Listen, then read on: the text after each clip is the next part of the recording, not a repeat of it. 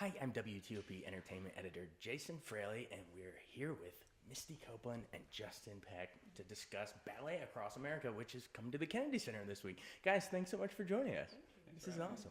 All right, but I want to get into, I know you're each curating a different, section of this, but so I want to get into that in a second. But first, someone take just generally, more broadly, what Ballet Across America is. Who wants to take it? Misty. Oh, okay.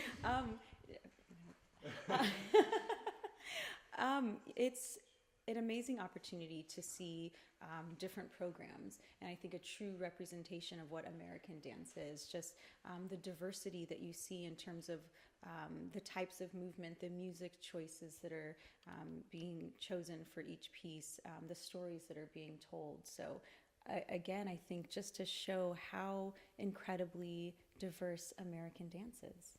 Yeah, do you have a similar take on just the overall on the Ballet Across America? Why did you want to get involved in it? Yeah, well, I think the festival is a great representation of what's happening in American dance today, and I've been a huge fan of the Kennedy Center for a long time, and we've been coming here with New York City Ballet for several years, and so I, when they approached me about this, I was super excited about being involved and curating. So that's awesome. All right, he mentioned the magic word, curating. These guys are going to be doing. So let's go one by one. Misty will be curating the events on Wednesday through Friday, so it's almost here. You better get your tickets now. All right, and then Justin will be doing Saturday and Sunday. So, but let's hear about what do we have going on for your 3 days that you're curating? Yeah, so this was really a really exciting opportunity for me to be able to give companies opportunities that haven't been given the platform, the Kennedy Center as a platform. And I thought, these companies should be seen at this level. I also wanted to showcase a really diverse group of dancers that were doing more than just classical dance.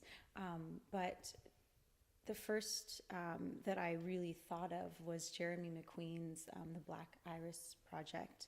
And to be able to give a company of Black dancers an opportunity to really be seen in true classical dance and not think, oh, they have to do contemporary or more modern, and telling the story of Nelson Mandela. I thought this was such an amazing platform to use. And then there's the Nashville Ballet and Complexions, and they're doing such a variety and range of work. So it's really exciting. I think you're really going to see a lot of diversity.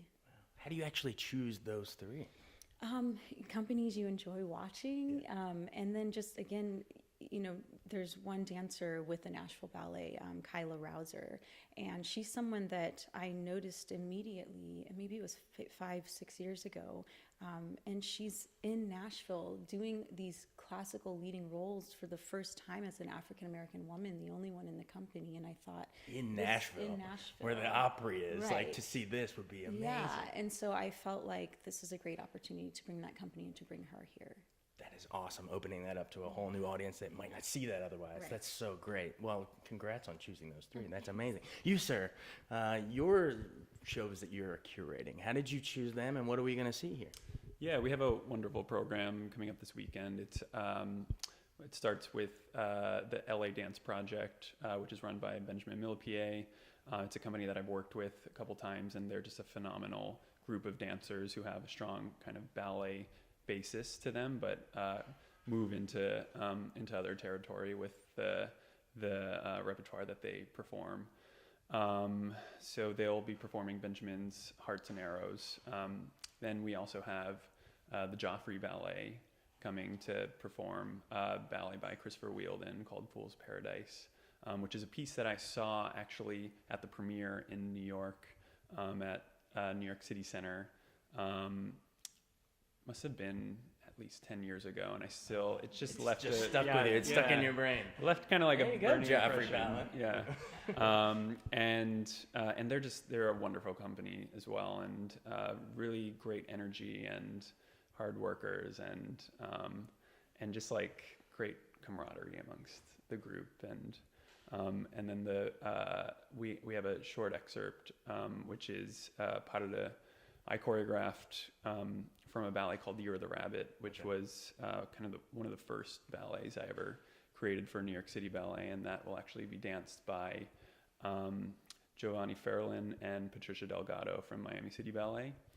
And finishing up the program will be Kyle Abraham's The Gettin', which is a great piece I saw in New York a few years ago. And he's just has such an incredible voice and very interesting choreographer. And we've been sort of watching each other's work for a while now. So I really wanted to include him and his company on this. So it's really, I mean, it's called Ballet Across America, but you guys are really, you know, Miami, New York, you're just Nashville, you're picking all these things. So see, you live in D.C., but you have these two legends, you know, just picking these people and bringing you the best. So you got to come out. Awesome, but you've been to Kennedy Center recently. I saw you here dance Swan Lake, and also the Kennedy Center Honors a couple years ago. You came out, right? Yeah. Memories of those two really quick.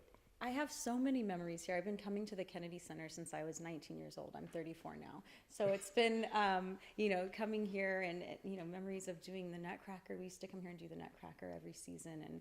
And of course, to be able to do, actually my very first Swan Lake in America, I did here with Washington Ballet. And that was something that I will never forget. The Washington Ballet is, and we have Julie Kent just took it over. And, I feel like DC is thriving with this ballet stuff. That's so awesome. But memories of the Kennedy Center honors, that night must have been special. It was absolutely incredible. I mean, it was an honor, as a dancer who's not been trained in the Balanchine technique, to be able to go out there and perform Tchaikovsky, Padada, it was just such a complete honor. It's so awesome. And you, sir, let's not forget here on my left, you're right. You just got a nice little residency up in New York, too. Explain to our listeners what this is about.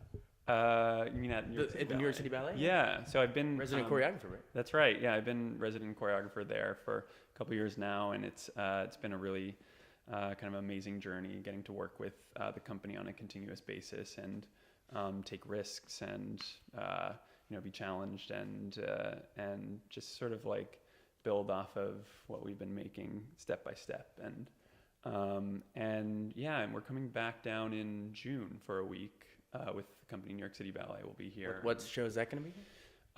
We're bringing 2 programs of mixed repertoire, and there'll actually be 2 of my ballets coming down. One of them is a piece called Rodeo, 4 dance episodes, and the other one is a new ballet that I'm working on right now. Actually, tomorrow morning. Can we get a sneak peek what this is? What's going on in that head right now? It's a new piece that I'm collaborating with a composer named Sufjan Stevens on, and Sufjan and I have paired up for a few ballets together. So it's nice to have a continuing relationship with a composer, and it's a piece for piano and 10 dancers. And that's in June? Yes, that'll be here in June. There you go. Advanced coverage at Kennedy Center, folks. There you go. All right, awesome. But no, it's true. I feel like that we're reaching, at least speaking for myself, I had like hardly any exposure to ballet until I came and took this gig. And then I interviewed Julie and all these, and now I'm obsessed with it. So speak to our, maybe some newcomers that are, that maybe weren't into it. And I mean, I know you've sort of played a role into that too, in terms of, you're, I guess, let's hate to say it in a better word, celebrity status now, has got people that weren't necessarily into ballet now. And you're an idol to young girls and boys, beyond just ballet now. So what's that like? Is it an honor? Is it kind of a burden? Or, what's that? No, it's not a burden. I mean, my path to getting into classical ballet was very unusual. And, I didn't grow up hearing classical music, and I'd never seen a classical ballet. Actually, I didn't see classical ballet until I was 15, even though I started when I was 13. And once I stepped into this world, I saw the beauty that I feel like most, especially Americans, don't really get to see. We don't have the education, and it's not something that's really accessible to a lot of communities here in America. So I wanted to, with the platform I have, be able to put ballet in spaces that are really relatable and can reach the American people, and to have sponsorships and endorsement deals with Under Armour. Like, that's reaching a really broad range of people, and that's why I'm doing what I'm doing. It's not just to be out there just for the sake of being out there. So I'm just fortunate to be in this position, and it's absolutely not a burden. I'm trying to remember, I think I remember one of the ads. Doesn't it kind of start low and it starts rising, and it says like, they said I couldn't do this, and they said I couldn't do that. What now? I'm Misty Copeland. It was something like, it was along the, I'm paraphrasing. Something like that. Well, we have wonderful, diverse program in store for them. I think that there's a great level of talent that'll be on the stage there, and just a wide array of companies from all over the country together in one place at one time. So I think that's exciting in itself. Say no more. It's exciting in itself. Yeah. Guys, Justin, Misty, thanks so much. This is awesome. Again, it's Ballet Across America, curated by Misty Copeland and Justin Peck, April 17th and through the 23rd, I believe, here at the Kennedy Center. Come on out. Thanks so much, guys. You're great. Thanks. Thanks.